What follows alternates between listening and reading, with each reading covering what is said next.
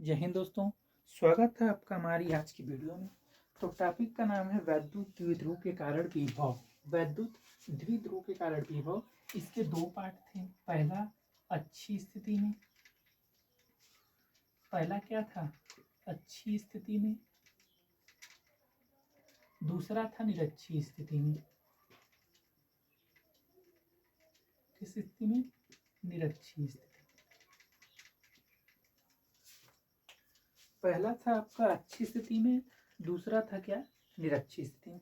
तो अच्छी स्थिति में से जस्ट पहले वाली वीडियो में हमने कंप्लीट किया कि अच्छी स्थिति में कितना होता है, v इक्वल टू होता है 1/4 पाई एप्सिलॉन 0 p/r² वोल्ट हमने निकाला था। ये थोड़ी सी जानकारी के लिए आपको मैं बता देता हूँ कि अच्छी स्थिति में हमने निकाला था v equal to 1/4 pi epsilon 0 p/r² volt. अब देखते हैं कि किसी वैद्युत द्विध्रुव के कारण विभव निरक्षी स्थिति में क्या आता है। तो वैद्युत द्विध्रुव मैंने आपको बताया ही था, 2L गुणे Q इक्वल टू P वैद्युत द्विध्रुव का आघूर्ण। वैद्युत द्विध्रुव क्या था? W/Q0 या Q। अच्छी स्थिति में हमने निकाला ही था, निरक्षी स्थिति में निकाल लेते हैं। तुरंत वैद्युत द्विध्रुव बनाइए। वैद्युत द्विध्रुव बना देंगे, क्या हो जाएगा? A माइनस क्यू, ये प्लस क्यू। इसके दोनों के बीच की दूरी कितनी होती थी? 2L। इसके मध्य बिंदु की दूरी कितनी होती थी? मान लीजिए O है तो ये L, ये दूरी भी कितना हो गई? L। अच्छा, अच्छी स्थिति में क्या करते थे? मान लीजिए ये A है, ये B है। अच्छी स्थिति में क्या करते थे कि हम इसके सामने वाले पॉइंट पे निकालते थे, इसके अक्ष के अनुदिश। पहले वाले केस में अच्छी स्थिति में हम क्या किए कि इसके अक्ष के अनुदिश हम कोई पॉइंट P रखकर ज्ञात किए। अभी निरक्षी स्थिति में है, निरक्षी स्थिति मतलब इसके अक्ष में नहीं होना चाहिए, तो हम यहाँ पर एक पॉइंट क्या मानेंगे? P।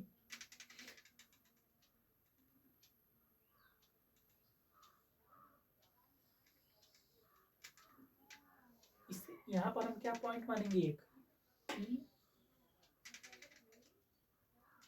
ये इसका मध्य बिंदु। ये इससे कितनी दूरी पर है? R दूरी। इसके मध्य बिंदु से कितनी दूरी पर है? R दूरी पर। अब हमें चाहिए क्या? इस बिंदु आवेश के कारण यहाँ पर विभव, और इस बिंदु आवेश के कारण प्लस क्यू के कारण और माइनस क्यू के कारण इस बिंदु पर वैद्युत विभव, दोनों को जोड़ देंगे। जो आएगा वही परिणामी वैद्युत होगा। किसके लिए? वैद्युत द्विध्रुव के कारण अच्छी स्थिति तो हमने निकाला ही था, v equal to 1/4 pi epsilon 0 p/r² volt. अब हम सेकेंड केस किसके लिए निकालना है?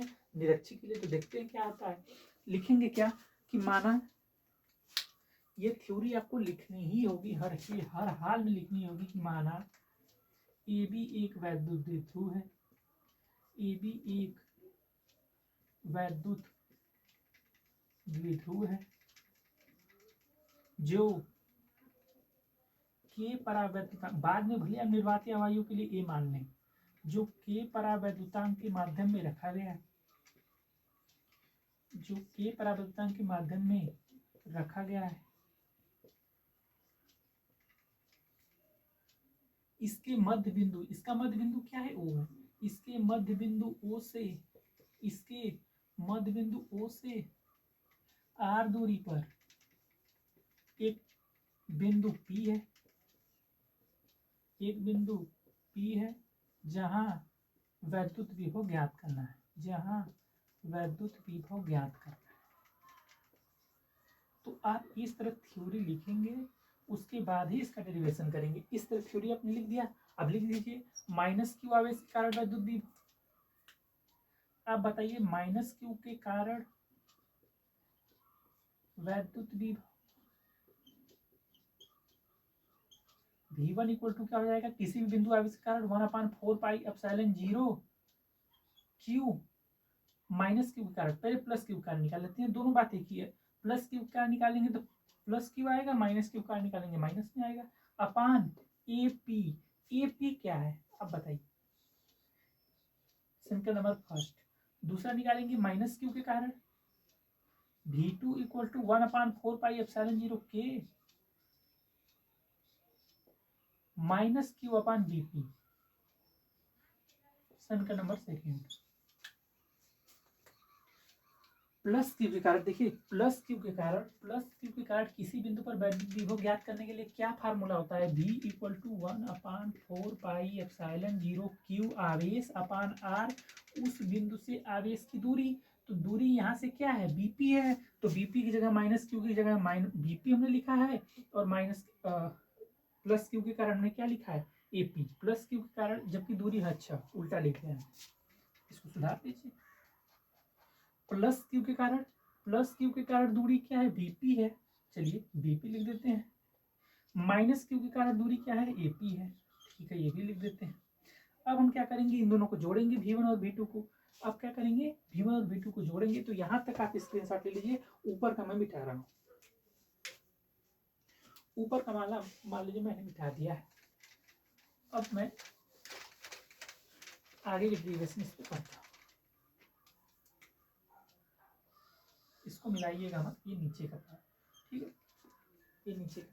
तो अब आप बताइए ये एपी या बीपी है क्या, एपी और बीपी समान है, और वो कितना है, ये देखिए कर्ण का स्क्वायर, तो लंब का स्क्वायर प्लस आधार का square under root L square plus R square plus L square, ये भी सेम चीज यही है, R square plus L square. आप ही बताइए कर्ण का स्क्वायर क्या होता है, लंब स्क्वायर प्लस आधार स्क्वायर, कर्ण क्या है, एपी है, लंब आर स्क्वायर, आधार इसके मध्य बिंदु के बीच की दूरी यहाँ से यहाँ तक यल है, पूरा 2l है, यल स्क्वायर, एपी स्क्वायर, तो एपी क्या हो जाएगा, under root L square plus L square. BP भी सेम होगा क्योंकि सेम दूरी है, तो R square plus L square. तो एपी बराबर बीपी, आप ही बताइए जब एपी बराबर बीपी है, 1/4πε0 के सेम है, के भी सेम, क्यू भी सेम है, 1/4πε0। अब हम एपी की जगह बीपी लिख ही सकते हैं, तो क्या बताइए ये घट के जीरो नहीं हो गया, अरे यार जो वैल्यू यहाँ धनात्मक में लिखी गई है वही वैल्यू यहाँ ऋणात्मक में लिखी गई है, तो आप बता दीजिए v की वैल्यू क्या हो जाएगी। जो चीज एपी के लिए लिखी गई है वही सेम चीज बीपी के लिए है, तो आप बताइए कि वो दूरी क्या हो जाएगी, वो दूरी हो जाएगी 0। क्यों, क्योंकि परिणामी विभव V1 plus V2 V equal to 1/4πε0 के क्यू अपान एपी या बीपी ही लिखिए, यह भी वैल्यू सेम है, माइनस, भाई माइनस क्यू के कारण तो माइनस लगेगा ही, 1/4πε0 के क्यू अपान बीपी, क्योंकि बीपी लिखे एपी लिखे दोनों सेम बात है, V इक्वल टू 0।